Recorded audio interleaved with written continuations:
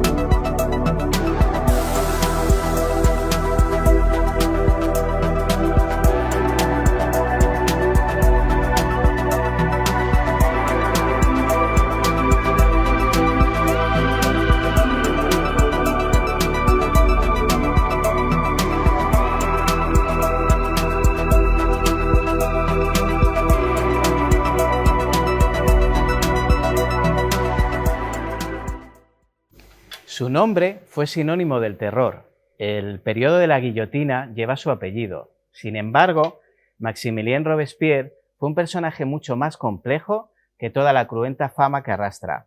¿Fue meramente un hombre resentido o un libertador del pueblo francés? Esta fue la historia de Robespierre. Como una significativa mayoría de los líderes revolucionarios, Maximilien de Robespierre nació en un hogar burgués. Vino al mundo en Arras, capital de la región norteña de Artois, en Francia, primogénito de un reputado abogado, François de Robespierre, y de Jacqueline Carrault, cuya familia se dedicaba a la elaboración de cerveza. El matrimonio fue feliz un tiempo. A Maximilien siguieron dos niñas, Charlotte y Henrietta, y otro varón, Augustin, que acompañaría a su hermano mayor en los avatares de la Revolución. Sin embargo, la tragedia irrumpió en el hogar el verano en que la madre de Robespierre murió de parto. El padre, desesperado, entró en una depresión. Se aficionó a la bebida, dejó su profesión y empezó a desaparecer de la casa durante lapsos cada vez más prolongados, hasta que se esfumó para siempre, quizá para rehacer su vida en América. Siendo el hijo mayor, se sentía responsable de sus hermanos. Se volvió introvertido, reservado, solitario. Los dos niños fueron confiados al abuelo cervecero y las dos niñas a las mujeres de la familia paterna. El fallecimiento de la madre había afectado profundamente a Maximilien, que tenía entonces 6 años. La orfandad, sumada a la conducta peregrina de su padre, lo llevó a madurar prematuramente. A los 11 años, su capacidad intelectual le valió una recompensa. Amparado por el arzobispo de Arras, obtuvo una beca para estudiar en el Colegio Luis el Grande de París, una de las instituciones educativas más importantes de Francia. Allí pasaría 12 años cruciales. Junto a condiscípulos que desempeñarían también un destacado papel en la Revolución, como Camille Desmoulins, Robespierre descubrió las dos influencias rectoras de su pensamiento, los clásicos grecolatinos y los filósofos de la Ilustración, en especial Rousseau, que le deslumbró. Tras obtener la licencia para ejercer la abogacía, regresó a su ciudad natal. En Arras, continuó profundizando en el estudio de los ilustrados. A medida que la práctica del derecho le permitía intervenir en diversos pleitos, a menudo injusticias flagrantes, la lectura de los filósofos y una sensibilidad social cada día más despierta moldearon la conciencia pública del joven Robespierre, que se animara a publicar algunos, entre ellos el manifiesto A la Nación, Artesienne, que se transformó en el vehículo hacia su primera incursión política relevante. En 1789, Maximilien de Robespierre participaba en el paso previo a la Revolución Francesa, la reunión de los Estados Generales. «Todo en Francia va a cambiar ahora», vaticinaba con acierto.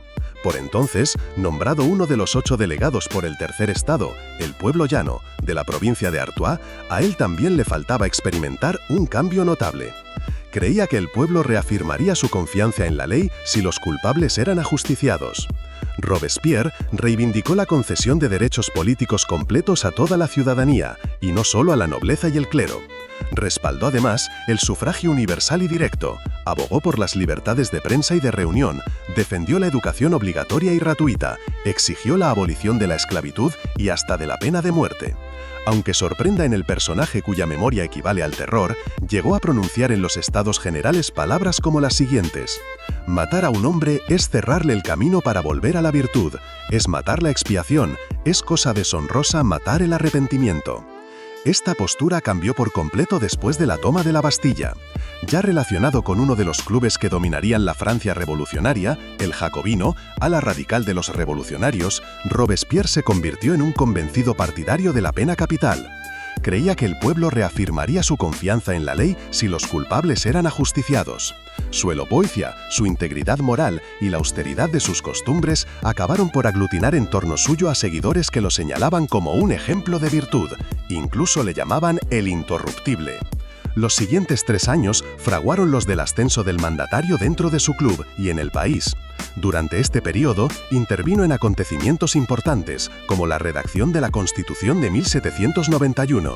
En estas y otras actuaciones, destacó por su defensa a ultranza de las reformas democráticas y su encendida animadversia hacia los sectores monárquicos.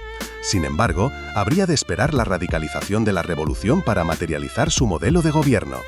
La oportunidad llegó con la insurrección de la Comuna de París. Los girondinos, club moderado de la alta burguesía que en ese momento detentaba el poder en la Asamblea Legislativa, declararon la guerra a Austria en 1792, que recibió el apoyo de Prusia. Robespierre emprendió entonces una campaña antibélica para evitar el riesgo contrarrevolucionario que podía implicar el conflicto. Desde ese instante, el incorruptible se dedicó a 2 empresas: llevar al rey al patíbulo y expulsar a los girondinos de la Asamblea. Consiguió poner en marcha un multitudinario movimiento popular que condujo al asalto del Palacio de las Tullerías. Capturados Luis XVI y su familia, fueron encerrados. Robespierre fue nombrado diputado por París. Había nacido la Segunda Revolución Francesa, por un lado, llamada a incorporar al pueblo a la nación, pero que por otro lado, iba a democratizar la política al son de la guillotina.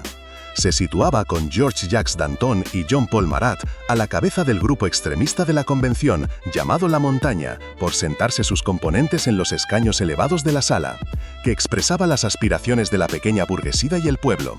El proceso de Luis XVI evidenció la brecha existente entre la Montaña y los girondinos, que no consiguieron impedir la decapitación del antiguo soberano.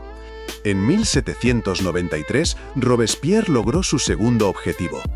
Los diputados y ministros girondinos fueron desplazados de sus puestos. Su política belicista había generado la primera coalición: Gran Bretaña, Holanda, España e Italia contra Francia. Por esas fechas, además, había estallado dentro del país el levantamiento reaccionario de la Vendée. Y, a todo esto, el pueblo estaba hambriento y exasperado. Bueno, y para seguir hablando de este personaje tan fascinante que es Robespierre, pues tenemos que traer a nuestro amigo Santiago García Lucio, que es el que más sabe de estos temas. Así que aquí está Santiago. Bienvenido de nuevo, Santiago, con nosotros. Un placer, Roberto, estar aquí con vosotros y con Enigmas de la Historia, una vez más. Pues nada, cuéntanos tú. Es tu tema, es todo tuyo. Sí. Vale, pues mira, primeramente, en la entrevista que ibais a emitir vosotros hablabais del Comité de Salvación Pública, el Comité de Salud Pública, y básicamente a mí me ha llamado mucho la atención la composición de este comité, que eran 12 miembros. Aquí hay personajes, algunos más conocidos y otros menos conocidos. Yo, por ejemplo, en esta lista, que os la paso a citar, hay algunos que me sonaban bastante y otros que me sonaban menos. Y esos 12 miembros son Bertrand Barrère, Jacques-Nicolas Blaut-Varenne, Lazare Carnot, Jean-Marie Collot de Ebrois, Georges Couthon, Jeannot Saint-André, Robert Lindet, Prieur de la Marne, Prieur de la Côte d'Or, Maximilien Robespierre, Louis-Antoine Saint-Just y Marie-Jeanne Hérault de Seychelles. Y que no deja de ser curioso cómo aquí hay gente mucho más sonada y hay otros que son bastante menos sonados. Bastante desconocidos algunos, sí. ¿Sabes? Que evidentemente, a ver, es imposible abarcar toda la historia, ¿no? Sí, claro. Pero que llama bastante la atención que son del Comité de Salvación Pública, o sea, la entidad más importante, si no una de las más importantes de la Francia de entonces, y que hay nombres que incluso cuesta reconocerlos. Y no deja de ser curioso, porque se supone que son personas de una notoriedad muy importante. ¿Venerables? Efectivamente. Efectivamente. Luego, este comité, básicamente, para quien no lo sepa, la parte ideológica del comité, el Comité de Salvación Pública intentó crear una nueva Francia ideal haciendo tabula rasa de los principios tradicionales y construyendo ex novo una ideología fanática sobre los conceptos de humanitarismo, idealismo social, laicismo y amor patrio. Y básicamente en eso se basó el comité, en esos conceptos. Y ya por dar la última pincelada, un comité que es creado concretamente el 6 de abril de 1793. Ese es el momento en el que se crea este comité. Y luego básicamente, mira, yendo a nuestro tema, sí, es muy interesante esta introducción que hacemos sobre Robespierre, que es la siguiente, me parece muy ilustrativa. Ninguno de los otros revolucionarios se casó con su época como lo hizo Robespierre. Ninguno se fusionó con ella hasta el punto de que su muerte se convirtió en la conclusión de innumerables historias de la Revolución. Fourret, 298, escrito a su vez por el historiador Patrice Genefi. Y esta introducción me parece muy rica, porque es verdad que Robespierre fue uno de los personajes más importantes de la Revolución Francesa, si no el más importante. A ti, Roberto, en tu opción, ¿qué te parece? ¿Te parece que fue Robespierre el más importante? Quizá lo fue Marat, quizá lo fue Danton. ¿Tú qué piensas? Para mí fue el más importante. Para mí es mi personaje favorito de la Revolución Francesa. Sí. E injustamente recordado, de hecho. Y castigado, por lo que vamos a ver. Sí, efectivamente. Pues mira, en vuestro reportaje, quería abrir con eso, habláis de una parte que es una gran pregunta, que es el resentimiento. Es si Robespierre era una persona resentida o no. Eso es. Y aquí traigo la respuesta. Resentimiento. ¿Fue meramente un hombre resentido o un libertador del pueblo francés? Que Maximilien Robespierre fue un hombre resentido es, desde luego, una obviedad absoluta. A los datos nos remitimos. Mientras el carruaje real se va acercando al prestigioso colegio Louis le Grand, en París, la gente se aglomera para echar un vistazo a la realeza. Es el momento de darle la bienvenida a París al nuevo rey, Luis XVI, y a su joven esposa. A la cabeza del comité de bienvenida está un prometedor estudiante de Derecho, el joven Maximilien Robespierre. Cuando Maximilien era niño, el rey visitó su colegio, y Robespierre le leyó un discurso en latín. Dice William Doyle. Cuando Robespierre recita su monólogo en latín, el rey casi ni se fija en el niño. Fue uno de esos momentos rituales en los colegios. Ahí estaba el joven Robespierre leyendo ese discurso en honor al hombre al que más tarde iba a matar. Pensemos un momento en esto. Eres un estudiante joven e impresionable. Has estado semanas, tal vez meses, preparando un discurso. Has trabajado mucho, para honrar a tu rey, ni más ni menos, en latín. Eres un estudiante modelo, y él ni te mira. ¿Cómo estarías tú? No hace falta un máster en educación emocional para saberlo. El veredicto. Nosotros creemos que sí, que Robespierre estaba resentido y estaba dolido. Vuelvo a repetirlo simplemente, Roberto, te traslado a ti la pregunta. ¿Cómo estarías tú si has estado preparando un discurso para tu rey durante semanas o incluso durante meses, se lo lees y él ni te mira la cara? Pues yo estaría afilando la guillotina. Básicamente. Vamos, pero que, como decíamos tú y yo en otra de las entrevistas, al final, incluso antes que historia, uno es humano, uno es persona, es un ser humano. Y aquí, la verdad, si Robespierre estaba resentido, motivos no le faltaron, la verdad. Sí, porque el desprecio que él debió de sentir en ese momento, después de prepararse durante mucho tiempo, que es lo que se dice, se cuenta, se cree, y lo ilusionado que él estaba, porque él al final quería pertenecer a ese tipo de vida y darse cuenta de lo que ese tipo de vida representaba para las personas que eran como él, debió de ser bastante durito. Justo, sí. La verdad es que sí, porque además, como dices tú, esas cosas cuando se encaran con bastante ilusión. Sí, hombre, era el rey. Efectivamente. Y que le traten a uno así, pues sí, tiene que dejar secuelas. Vale, vamos ahora con otra parte que es la educación. Vamos a hacer un itinerario por su educación temprana. Sí. Básicamente, él estudia en el prestigioso colegio parisino Louis le Grand, como ya hemos visto. Luego estudia Derecho en la Universidad de la Sorbona y finalmente es admitido en el Colegio de Abogados en 1781. Básicamente es un prometedor estudiante, muy pronto destacaría en el colegio, incluso hasta el punto de quedar al frente del equipo de recepción del monarca, y como ya se ha visto domina perfectamente el latín, hasta el punto de ser capaz de articular un discurso coherente y completo en este idioma, todo lo cual demuestra que también es bueno en el estudio de los idiomas, evidentemente, y en las lenguas, confiriéndole una particular facilidad en el aprendizaje de tan útil menester. Y luego, si lo eligieron para el discurso del rey, queda más que claro que también se trataba de un excepcional orador, dominando así el arte de la palabra. Su condición de abogado lo llevaría también a dominar y conocer el arte de la escritura, otra disciplina muy necesaria. Ponemos aquí un ejemplo de la parte educativa.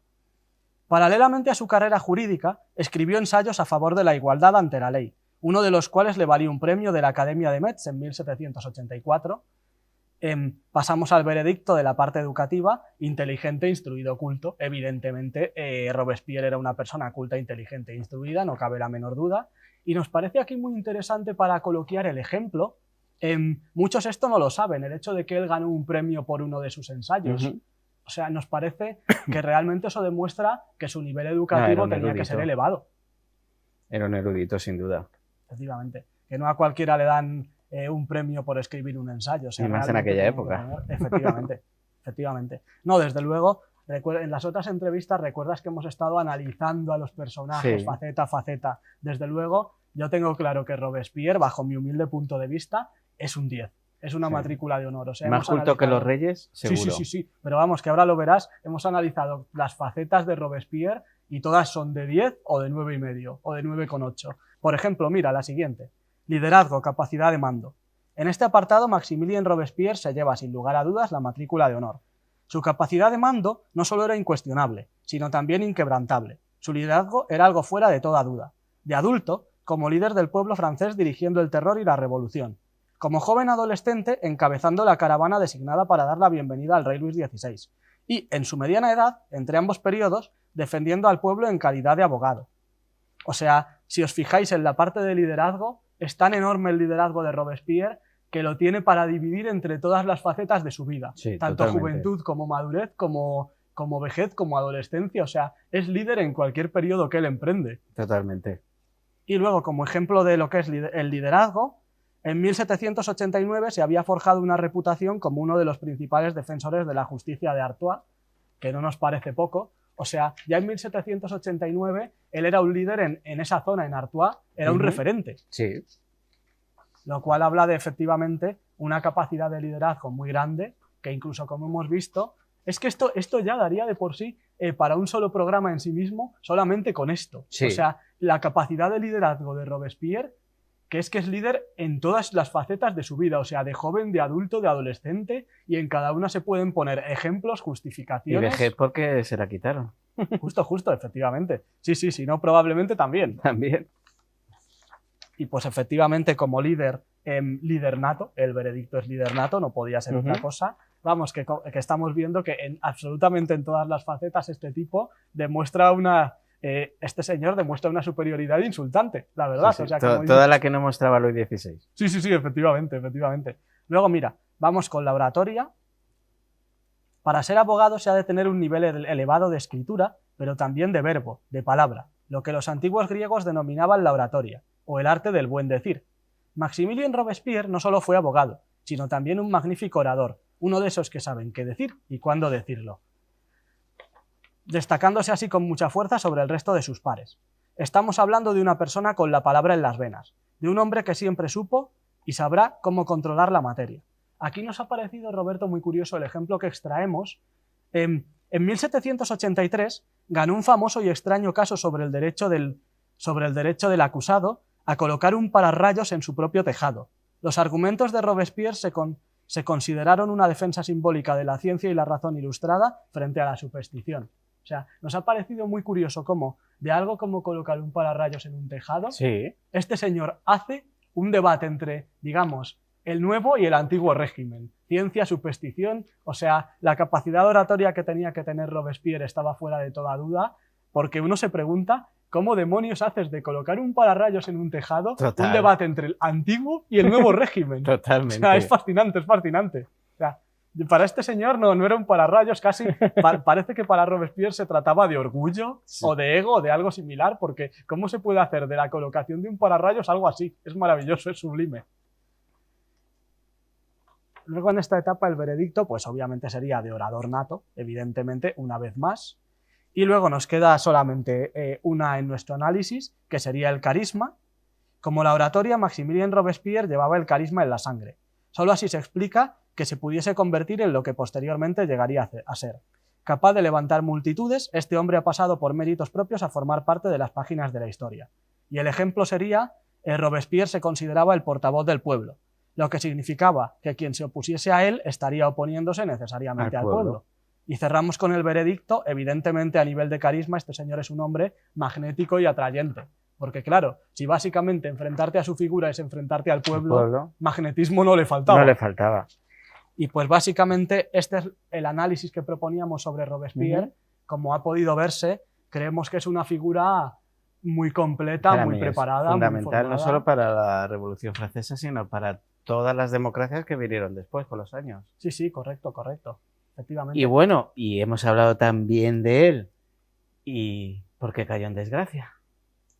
Básicamente Robespierre, pues, efectivamente es lo que estábamos tú y yo comentando justo off the record hace un rato.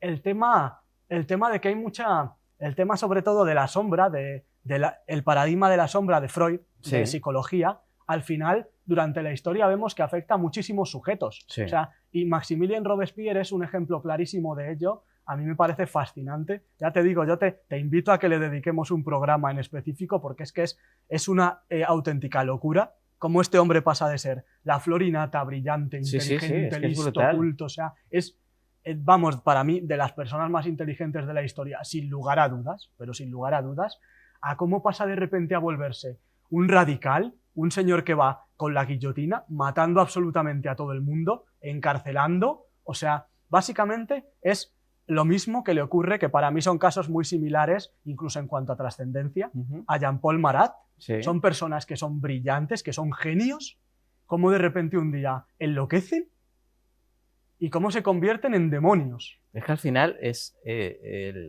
lo que decíamos, es que pasan a creer que el pueblo son ellos. Justo. En cada pensamiento, en cada decisión, sea como sea, se lleven por delante a quien se lleven, ellos consideran que ellos son la voluntad del pueblo y que el pueblo tiene que hacer su voluntad totalmente. Claro, pero eso que dices tú es verdad. Una cosa es como el propio comité, ¿no? Un paradigma que al final termina siendo dictatorial, sí. Pero claro, al final una dictadura no es por romper lanzas a favor de nada ni de nadie, ¿no? Pero tú tienes que, al final es gobierno, tú tienes que gobernar un pueblo. Claro. O sea, seas dictadura, seas democracia, me da igual. Pero es que esta gente, con ese impulso tanatológico o tanático, ¿cómo vas a gobernar un pueblo si no tienes pueblo que gobernar? Claro. O sea, a mí me parece auténticamente desquiciado llevarte a todos a la guillotina, fusilar a todo el mundo, asesinar a todo el mundo. Lo que dices tú, el pueblo soy yo, la ley soy yo, pero si no hay sobre quién gobernar, ¿qué pueblo eres tú? ¿Qué ley eres tú? Al final era como decía Stalin unos cuantos siglos después, con la muerte no hay problema. Justo, efectivamente. Pero vamos que yo, a nivel historiador, estudioso de la historia, me cuesta muchísimo, salvo por una cuestión de egocentrismo desmedido, sí, ¿no? Totalmente. Me cuesta muchísimo entender, de verdad. O sea, es que no tiene lógica. Esa manera de envilecerse. Un gobernante, que al final tú estás ahí, como se dice de los servidores públicos, ¿no? Al final es un trabajo. Claro, pero es que al final el pueblo no es como ellos quieren, entonces les hace tomar esa determinación de controlar el pueblo. No eres como yo soy, como yo quiero que seas, acabo contigo. Justo, claro, pero ahí subyace el gran interrogante. Ojo, tú lo has dicho, Roberto, control. Claro. Control no es matar, control no es asesinar. Si tú asesinas a todo tu pueblo, ¿a quién controlas? A nadie, una estepa vacía. Sí, totalmente. Y bueno, ¿cómo acabó? Pues básicamente, él acaba bastante mal, termina asesinado, porque efectivamente, por lo que estamos hablando, es que incluso si tú quieres creer que el pueblo eres tú, al final el pueblo son personas, son seres humanos. Mira lo que pasó, lo que comentábamos tú y yo ya en la otra entrevista, con María Antonieta. Cuando el pueblo va por ella, cuando el pueblo se lanza por ella e intenta asesinarla, es que María Antonieta no es el pueblo es la gente, o sea, en todo caso, el pueblo es la gente que está pasando hambre, o sea, la gente que luego va por ella, que intenta matarla, porque no tiene para dar de comer a sus hijos. Pues es una pena al final un personaje tan importante, tan interesante, que acabase como un desheredado en la historia. Se le recuerda casi más por el final que por todo lo anterior, que fue inmenso, inmensamente importante para el triunfo de la Revolución Francesa y la extinción de la monarquía en Francia. Y eso, a mí me da mucha pena al final que se recuerde este final de Maximilien Robespierre, porque para mí fue un tipo brillantísimo. Sí, desde luego. Luego tuvo esa ida de pelota que tuvo, que le pasa a muchos líderes políticos que empiezan de una manera y acaban siendo de otra. Pero bueno, aquí hemos resumido en casi esta hora de programa, menos un ratito de la entrevista que vamos a tener ahora, hemos comprimido todo lo que hemos podido de su historia para que la conozca la gente. Te agradezco, como siempre, Santiago, que hayas venido. Gracias, igualmente. Es un placer, como siempre, gracias. tenerte aquí. Y nada, pues vamos a seguir, perdón, en futuros programas ahondando más sobre la Revolución Francesa. Como siempre, esta es tu casa, estás invitado aquí. Muchísimas gracias. Y nada, un placer tenerte aquí, como siempre, que nos abras los ojos. Y nada, nos vemos muy prontito, Santiago. Muchísimas gracias. A vosotros.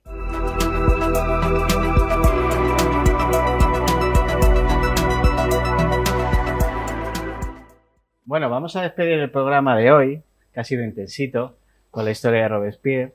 Vamos a terminar, como les decía, el programa de hoy con José Carlos Blanco. Es un escritor, bienvenido, José Muchas Carlos. gracias, Roberto.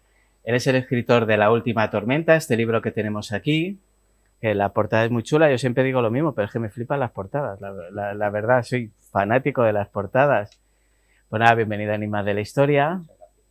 Digo, es un placer tenerte aquí, tenía muchas ganas de conocerte, que ya llevábamos tiempo a ver si podías venir. Y bueno, vamos a hablar un poquito de ti, vamos a hablar un poquito de tu libro. Y bueno, vamos a empezar, como se dice, por el principio. ¿Qué te inspiró para escribir esta novela? La Última Tormenta surge después de terminar la etapa laboral, 10 años trabajando en social media en televisión.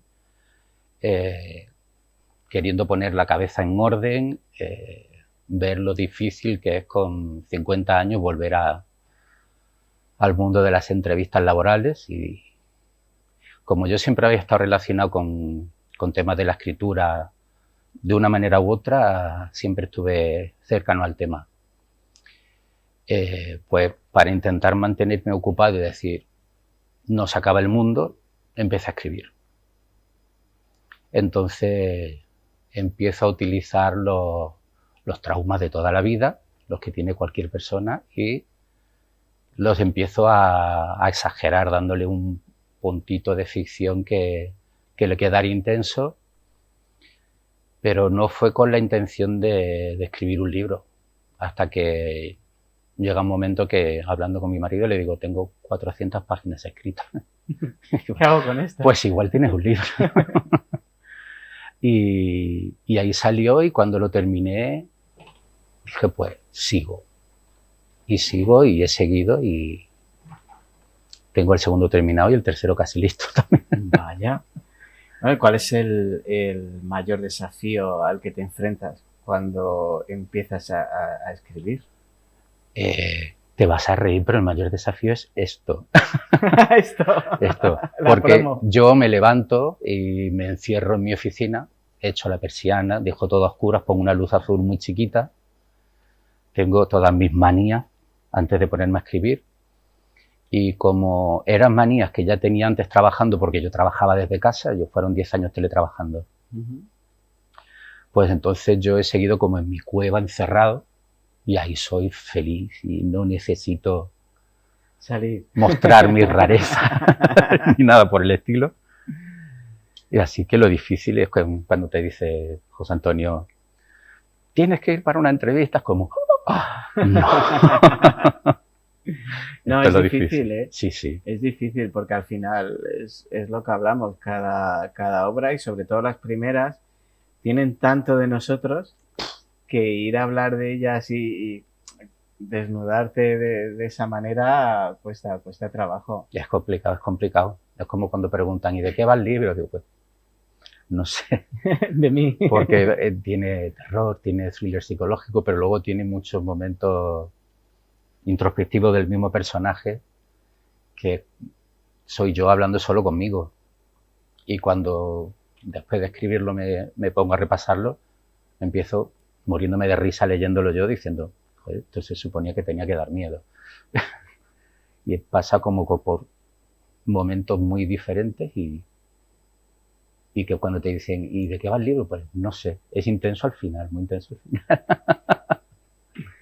Bueno, te quería preguntar, ¿qué te influye más en la escritura? A la hora de ponerte la música, pues el cine, la literatura que hayas leído. Mucho Barker, mucho Ajá. King, mucho Lovecraft, Sí, que no falte. sí. Mira, fíjate que llevamos 3 meses haciendo la colaboración con Esqueleto Negro y Lovecraft me lo nombra poca gente. King todos, porque al final es el rey Sí, y todos lo hemos leído y queramos o no nos influye, pero Lovecraft me lo nombra poca gente y me da una rabia. Lovecraft escribe casi siempre en primera persona, de forma de que tú estás leyendo y tú eres el protagonista desde la primera línea. Exactamente. No hay mejor manera de meterte dentro de una historia.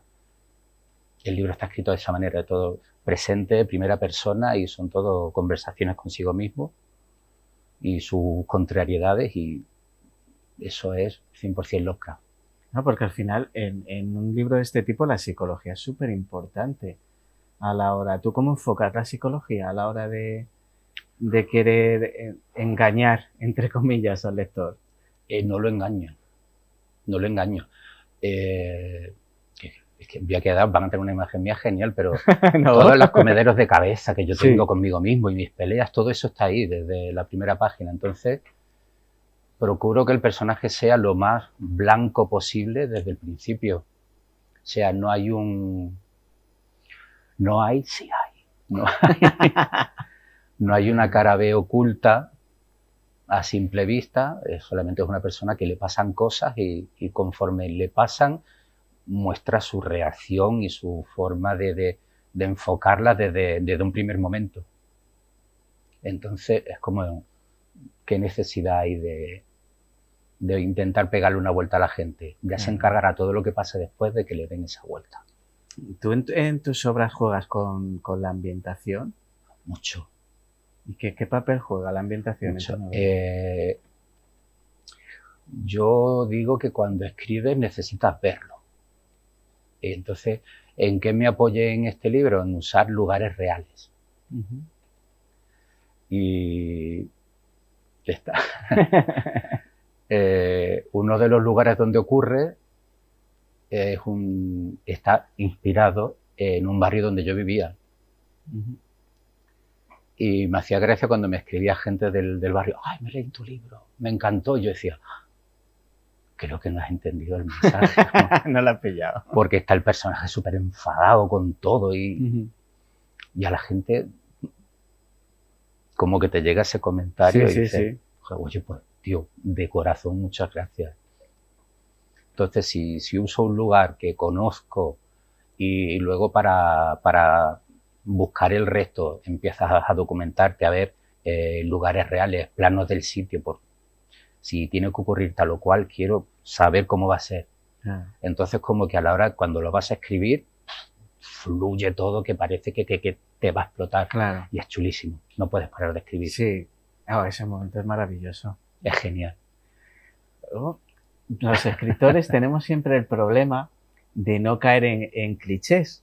Porque si es verdad que dicen, no, es que ya está todo escrito, eso no es verdad. Hay 1000 cosas por explorar, hay mucho escrito y más que habrá, pero siempre hay mucho por explorar. ¿Cómo haces tú para no caer en clichés? Es decir, hay escritores, por ejemplo, que no leen nada durante el proceso o no ven cine o no ven tal para no copiar inconscientemente o no caer en ese costumbrismo. ¿Tú cómo lo haces? Yo sí leo y veo mucho cine. Y a lo mejor viendo una película me surge conectar algo con lo que pueda estar escribiendo o simplemente tomar una referencia que me sirve para una siguiente idea.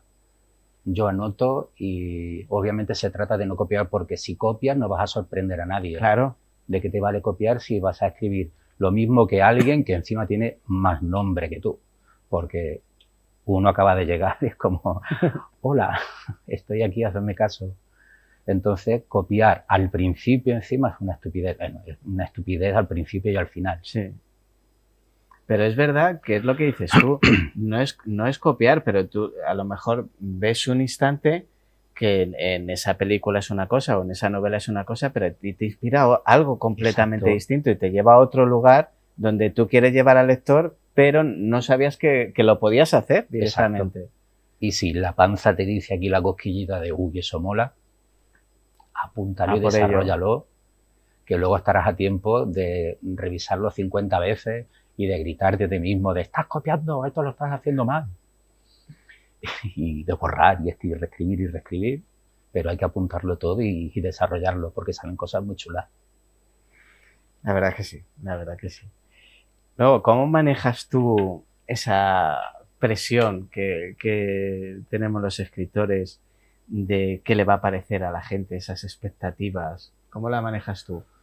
¿Eres que no que te dé igual, pero simplemente no te preocupa o si piensas en el lector a la hora de escribir? A ver, hay que pensar en el lector siempre, pero como todo lo que me rodea ya me da suficiente miedo, es como, pues es un miedo más y es el último. Entonces, primero tengo que quitarme este y dejar el último miedo para el final. Y si cuando ya las terminas de escribir y empiezas a releer, es lo que te he dicho, o sea, tienes la cosa está aquí dentro que te está diciendo si esto va a gustar, esto no va a gustar. Porque uno va leyendo, uno va viendo más películas, hoy tienes la información de lo que opina la gente de cualquier libro Sí. en cualquier red social. Entonces, es tan fácil como ser crítico con uno mismo y ver que a ver, a lo mejor yo puedo escribir algo y que una persona que lo lee, aunque le guste, no lo entienda como yo he querido que lo entienda. Eso no es problema de él, es problema mío porque no lo he sabido explicar. Claro. Entonces, pues, con los medios que hay hoy, si quieres hacer algo que le gusta a la gente, solo tienes que informarte. Sí, al final yo creo que lo tenemos más fácil que nunca porque tenemos toda la información al alcance. Totalmente. Hay aquellos tiempos que había que ir a las enciclopedias y ahora solo tienes que hacer un clic. Ay, los amores por carta. Ay, los amores epistolares, sí. No, nada. Madre mía, todo eso ya se ha ido, ya se ha ido. Pero fue eso sí ayer. que es una novela de terror. Eso fue ayer. La vida de hoy día. Dios mío. ¿Y qué tipo de escritor eres tú? ¿Funcionas mucho por intuición o funcionas más por organización, todo estructurado, esquematizado? Tengo mi desorden organizado. Ah. Siempre empiezo modo vómito. Ahí está el principio, Sí, sale sí, todo sí. genial. En el momento que tengo el principio, necesito pararme 2 días, 3 días y empezar a decir, bueno, pues esto tiene que ir por aquí, por allí, anotar las posibles opciones y llegar incluso hasta el final. Cuando ya tengo el patrón, ahí empezar a tirar palabras y para adelante. ¿Reescribes mucho?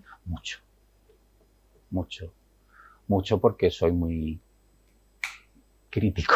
Iba a decir duro, no, hay que ser crítico. No, al final no hay nadie más crítico que uno mismo con su obra, ¿eh? No te creas, Sí, todavía te No dan te más creas. caña por ahí. Dios mío, tienes entre los que te dan caña y los que... Perdón, los que se piensan que son, hay como... Sí. Esto es así de simple como si tú hubieras vendido 10 millones de libros, nadie vendría a darte un consejo de literatura. Claro. Pero como te estás abriendo camino y hasta que te llegue ese éxito que ojalá te llegue, todo el mundo va a opinar sobre tu libro. Pero luego hay que enfrentarse al papel o a la pantalla en blanco y empezar a escribir 400 páginas. Y que tengan coherencia, y que tengan Exacto. ritmo, y que tengan... Porque, hombre, escribe cualquiera. Puedes escribir el catecismo que te aprendiste en el colegio si quieres. Pero luego hay que ponerse ahí y darle consistencia a una obra que es lo más Exacto. complicado. Es complicado. Bueno, me vas a hacer un poquito de sinopsis, ¿no? Sí, De esta última tormenta. Venga. A ver, pues empezando por el título, La última tormenta. Las tormentas, como se puede medio ver en la portada, las tormentas son los traumas del protagonista. Entonces, este protagonista cada vez que duerme revive un momento crítico de su vida. Y lo va comentando consigo mismo. Él habla mucho con no es su otro yo, es él mismo, él hablando con esa otra versión de él, que a lo mejor puede ser incluso más dura que él mismo, y las va reviviendo e intentando no destacar en nada, porque él con sus 29 años y su trabajito, él no necesita nada. Desde chiquito está acostumbrado a no destacar, porque destacar es malo. Destacar es malo. Y entonces, cuando consigue llegar a un punto en el que él, con su introspección, con sus noches leyendo de satanismo, que le encanta el satanismo, le llega una mala noticia, pues entonces él lo único que va a buscar es esa última tormenta. Va a buscar una última tormenta con la que decir: aquí estoy yo, os vais a cagar. Como dice el título abajo, de si hay que acabar con todo, que sea lo grande. No le envidio al protagonista, ¿eh? No le envidies nunca. ¿Cuál es el mayor... A ver, ¿cómo te lo pregunto esto? No el terror más desagradable que te has enfrentado al escribir, pero sí, ¿cuál es el pozo más hondo que te has encontrado al escribir? El miedo con el que tú te has tenido que enfrentar al escribir. Revolver todos los traumas de chiquito, porque aunque luego los vayas a ficcionar, son tus traumas. Me pasó hace relativamente poco tiempo encontrarme con un compañero de la escuela que hacía 35 años que no nos veíamos. Y lo típico de: hey, qué bueno verte, bueno, ¿qué tal? Oye, ¿te has vuelto a ver con tal de la escuela? No. ¿Te has vuelto a ver con cuál? No, tampoco. ¿No te has visto con nadie? No. ¿Por qué?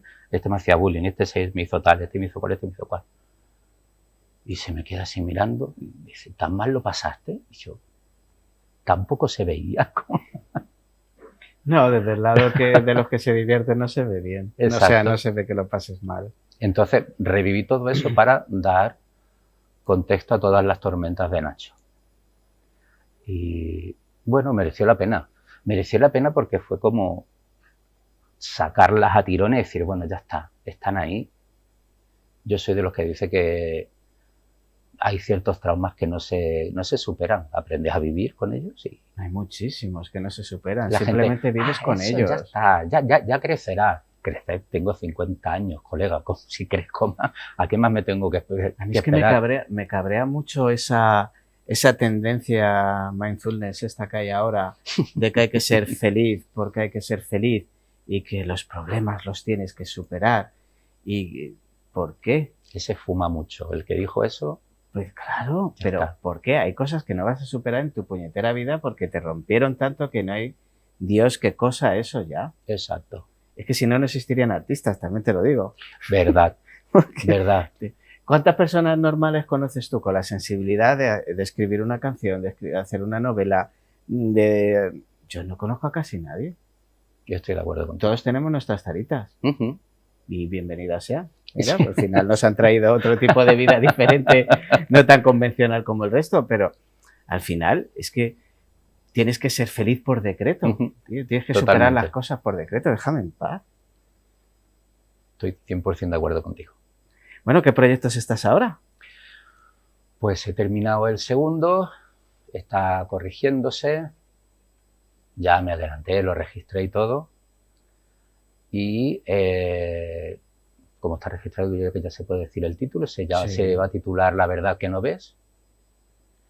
Y es más, o sea, me voy fuera de lo personal al 100%. Ah, ya te has liberado. Sí, menos mal. Y empiezo a buscar conspiraciones que hay entre la vida y la muerte, donde hay alguien que no quiere que se sepa, alguien algo o un grupo que no quiere que se sepa la verdad de lo que hay al otro lado. ¿Qué pasada? Y mola mucho. No, tiene muy buena pinta. Mola mucho. Tiene muy buena pinta. Me resulta además súper original. Porque lo que hablábamos antes, se pueden hacer cosas nuevas y diferentes. Y se puede hacer algo que hayan hecho hace 50 años, pero tú le das un enfoque diferente y ahí tienes una novedad.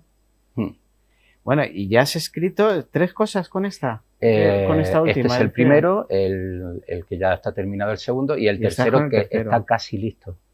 ¿Y qué personaje es tu favorito de todos los que has escrito? Que digas, este es redondo. A ver, es que Nacho es como un trocito mío. Eres tu favorito tú Es mismo. un cabroncete, pero es un poquito José Carlos. No, pues además es que es lo que me dices. Este que fue tu bautismo es para sacarte toda la mierda, hablando en claro, sí. Y ya de ahí eres libre para escribir lo que te dé la gana. Cierto. Y eso es un proceso que te va a curar más que las tazas de Mr. Wonderful. Fijo. Oh, no, por favor. esto, quiero tormentas y... No, yo te he prometido que me lo voy a leer y prontito porque tengo muchísimas ganas además. Espero que lo disfrutes y lo sufras mucho. Seguro que sí. Te llamaré y te diré, joder, tío, que no puedo dormir ahora, que me voy a dormir y me va a pasar como a Nacho, voy a pensar que me va a pasar lo mismo. Pues un placer, José Carlos, tenerte aquí. Nada, cuando saques lo siguiente y quieras venir a contarlo, ya sabes dónde estamos. Tú me llamas, por supuesto. Aquí el Plato de Enigmas de la Historia es tu casa. Y lo que te digo, un placer haberte conocido por fin, haberte tenido y sobre todo conocer el trabajo que haces, que estoy seguro de que es muy bueno. Y te deseo todo el éxito del mundo. Muchísimas gracias. Muchísimas gracias a ti. A ustedes, pues nada, darles las gracias, pues otra semanita más, otro Enigmas de la Historia que se nos va, pero vamos, que van a venir muchos más. Así que muchísimas gracias por estar ahí una semana más. Y nada, nos vemos muy prontito la semana que viene con más Enigmas de la Historia. Muchas gracias.